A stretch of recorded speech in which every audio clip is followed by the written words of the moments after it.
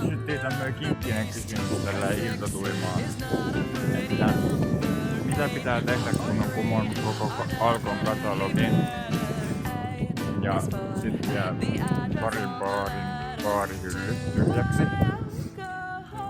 Ja kun en kauhean kuitenkaan kova juomamies oo, niin mun parhaat neuvot on, että hyppää ajasta taaksepäin, jätä ne juomatta. Jos se ei ole mahdollista, hyppää silti ajassa taaksepäin. Juo 2 tuoppia vettä, ota Purana ja Panadol. Rukoile kaikki jumalat, jotka tiedät läpi.